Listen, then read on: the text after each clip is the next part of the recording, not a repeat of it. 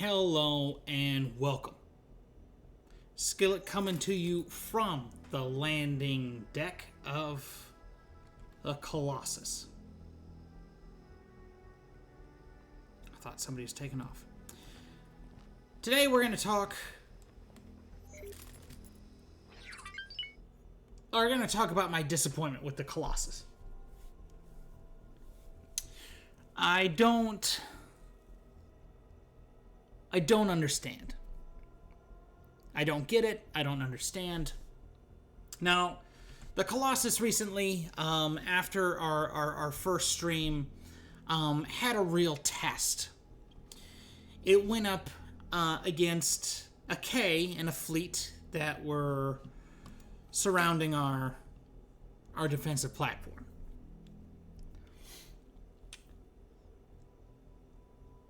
Did the Colossus say, let's attack the K? No. No, it did not. It did not. Did the Colossus say, well, let's, get a little closer. Let's try to support the station? No, it did not. Actually, at one point, the Colossus decided to run, which is when I realized what was going on. And when I realized what was going on, I had to take drastic steps. I said, okay, Colossus, what are you doing? I gave the order to attack, and it released all 10 of the dragons. Now, we did lose 2 dragons. Not a big deal. Not a big deal. Did we lose 2 dragons to the K? No. No, we did not. No, we did not. We lost them to P's. And here is where my main disappointment comes from. Where were the small ships? Why did it decide to run? What's the difference here between the Colossus and the Tokyo? The Tokyo has never decided to run. It hasn't. Is it crew skill? You've got a 2-star. This is probably going to be a little unfair. Let's be honest here. Actually, look at that. The skill is the same. The skill is the same. Well, I wonder if morale has to do with that. Where's morale here? Your morale is a 4-star. That's crazy. I don't know what other ship has a 4-star. Oh my god. If that Asian guy had the emotional, damn it, that's what this is right now.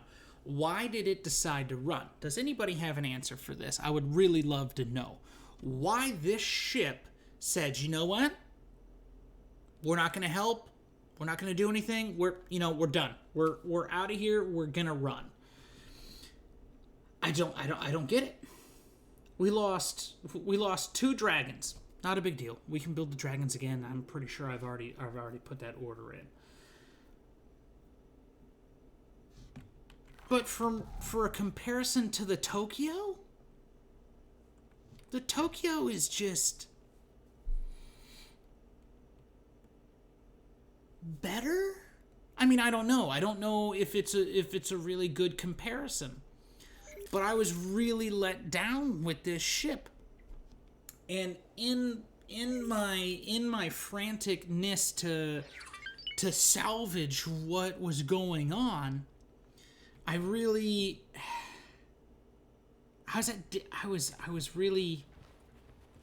let down. I don't have any other words to put it. I mean, I love this deck. I love everything about it. Look how crazy these ships look.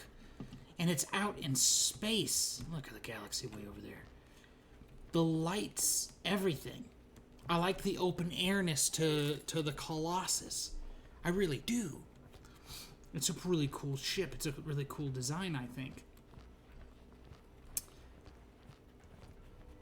But what in the AI happened?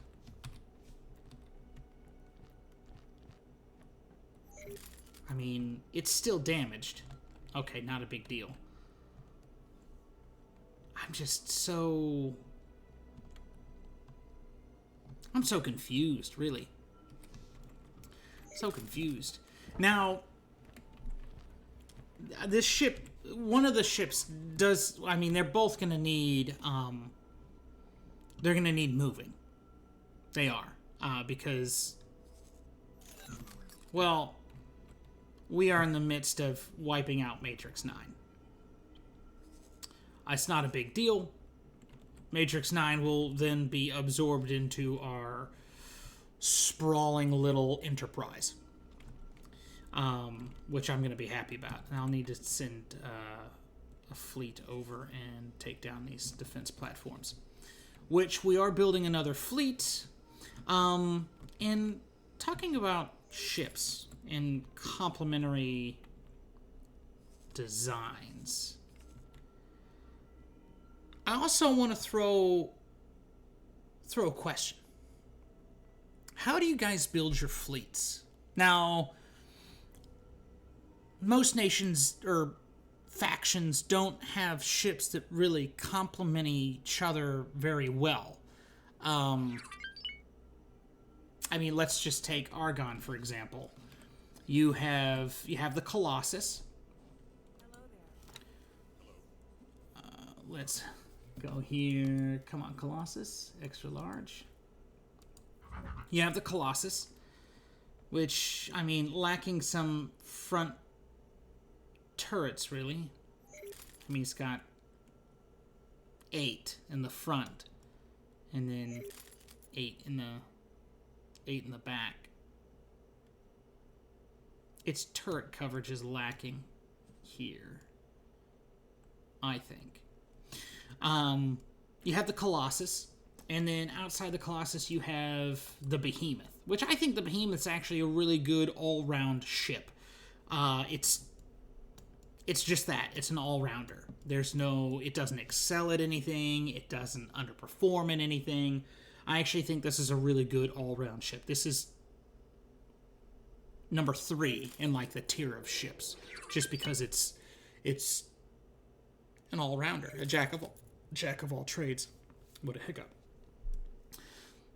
But you have this guy, and then after you come from the after you come from the Behemoth, you hit a little bit of a roadblock.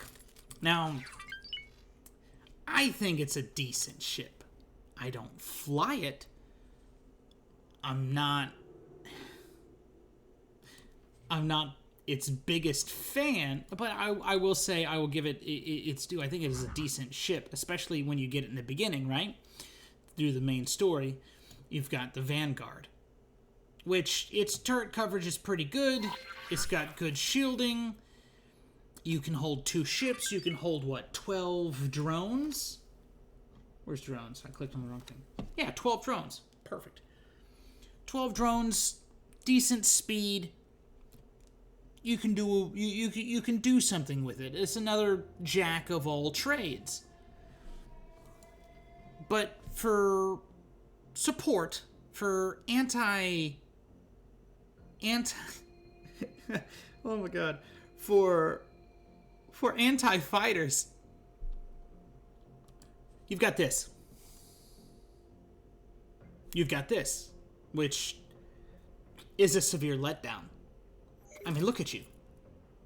You've got 12,000 hull. Let's actually take a look at what the other guy got.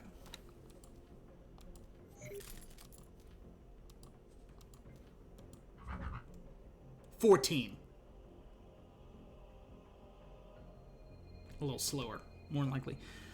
But how do you guys do your fleets? Like do you... Because we can... If you don't know already, Here's my combat fleet. This is just a ragtag fleet. This was my first fleet I put together, opposed from the raiding fleet, which literally is Minotaur Vanguards, or I'm not, sorry, Minotaur Raiders, Cobras, Falks, Gorgon Vanguard. And that's really because of the people that it can hold. The Minotaur Raiders, because they're the easiest to pirate. The Cobra, because they hold the most Marines. Yeah. But I don't have medium ships applied to, like, the Behemoth. I don't. I don't actually even have fighter craft attached to the Behemoth. And all of those drones are actually inactivated. I don't run them with their own drones. I think that the Behemoth in itself is a pretty all-round ship. The Phoenix Vanguard, very poor as a semi-capital class ship. Its main guns are abysmal for damage, but it does do something very well, and that is fighter coverage. Any fighter craft, especially going against the AI, it's great. So I will supplement having an escort of fighters with Phoenixes.